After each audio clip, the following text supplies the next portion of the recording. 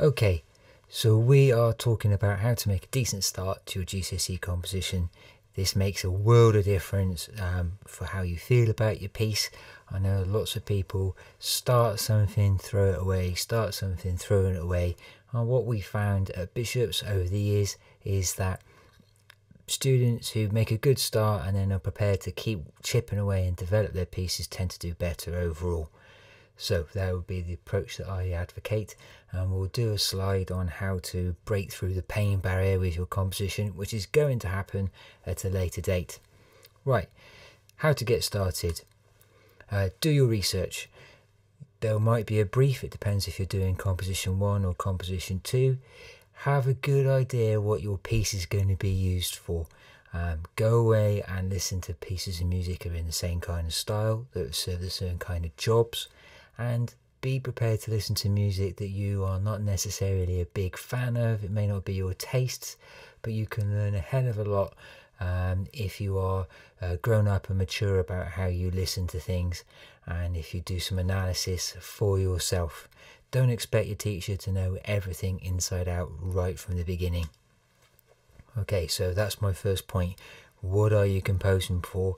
Make sure that you've got a brief, a purpose. It really does make a big difference as you go towards the finishing stages of your composition, probably in a few months' time. The stuff that you're listening to, be analytical. Do your Dr. Smith. So, you can't write a lullaby with Marshall stacks and guitars blazing away or a banging drum beat. You need to make sure that you are taking key elements from the genres that you've been researching, the music you've been listening to, and you are breaking it down. And you might start to notice some trends. Make a note of it. Most teachers provide some sort of composition logbook. We do at Bishop's. Make sure that you do that as well, and you can then refer back to things, because at a later date, in a few months' time, you are going to be needing to fertilize your ideas. And the more research you've done, the easier that's going to be. Steal little tricks which you're going through. Now, we're not talking about blatant, theft. I always give the anecdote about the girl that tried to nick Beyonce's Halo melody. It just was so obvious you're never going to get away with it. But you might notice a formula, a strategy, a technique that the people you listen to use, and that's what you're after. We then take that and we modify it, and you'll end up with something original and new. It's what composers have done throughout history.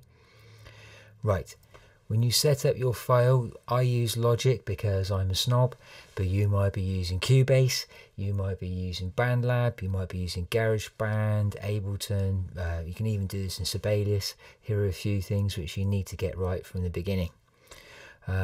Number one, have a real idea if possible. So you might be a guitarist and you've got a little chord change or a little riff you want to use. You might be a singer and you might have a little melody that going around your head. It could be a little motif, a drum beat, anything. If you've got a real idea if possible, it's going to make a huge amount of difference. Okay, now in your file, adjust the tempo. The biggest giveaway that you haven't put enough thought into this is if it's all set to 120. Adjust the time signature if necessary. Know what key you're in. Try not to use loops if you can help it. And I can't stress this enough, know what key you're in.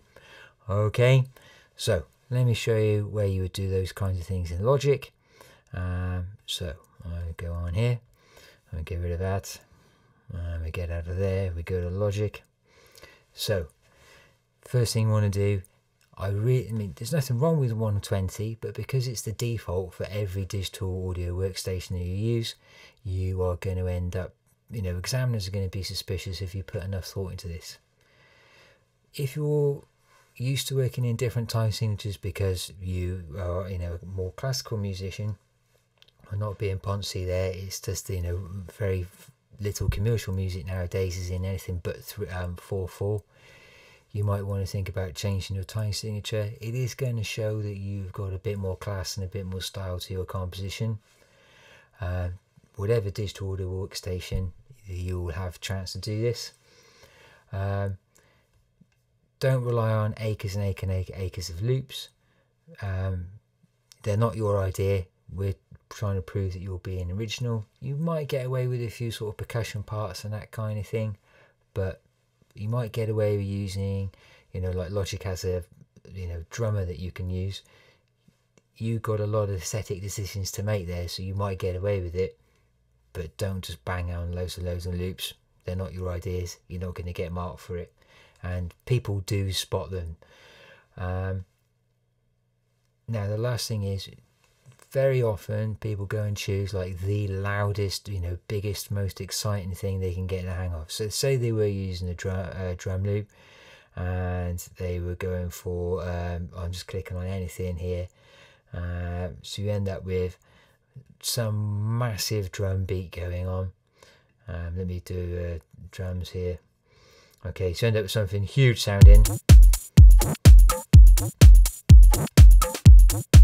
Now that's great, but it's going to mean you're going to have to be very inventive, because that takes up a lot of space. So don't go too big too soon. Right, hope that's useful.